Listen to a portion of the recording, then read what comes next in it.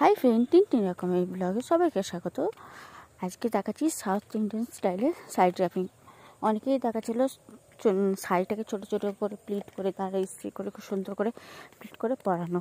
এটা আমি আগে একবার দিয়েছিলাম, কিন্তু সেটা কপিরাইট এসেছিল। তাই ভাবলাম একটু ভালো করে সেজে গুজে সুন্দর করে শাড়ি পরে ভিডিও করি। এটা হচ্ছে মায়ের শাড়িটা, সুন্দর করে এটাকে ইস্ত্রি করে ছোটো ছোটো প্লিট করে এটা করা হয়েছে, কুচিটা করা হয়েছে আর আঁচলটা করা হয়েছে।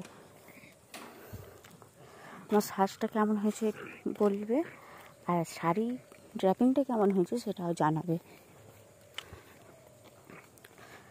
এইভাবে করা হচ্ছে জিনিসটা, এটা তোমরাও করতে পারবে খুব ইজিলি। যে কোনো শাড়িতে এটা হতে পারে।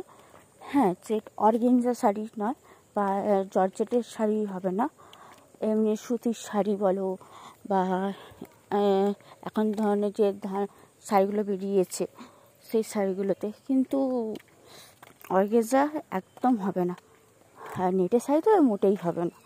ঠিক আছে, মা আমাকে শাড়িটা পরিয়ে দিচ্ছে। মানে আমার যখনই আমি শাড়ি পরি না, উল্টো দিকে আঁচলটা হয়ে যায়, সেই জন্য মা শাড়িটাকে ভালো করে পরিয়ে দিচ্ছি। মেকআপটা আমি করেছি আর শাড়ির ড্র্যাপিংটা মা পরিয়ে দিয়েছে। কমেন্টে কিন্তু অবশ্যই জানাবে কেমন হয়েছে শাড়ি পরাটা। আমি একটু ডিস্টার্ব করে ফেলছিলাম শাড়ি পরাটা। আর পিছন থেকে আমাদের লুসি শুধু বসে আছে দুষ্টু করার জন্য, আছে পিছন দিকে টোটোও বসে আছে। কেউ আওয়াজ হলো, ব্যাস অতজনে বদমাইশি শুরু। এই যে শাড়ি পরা কমপ্লিট।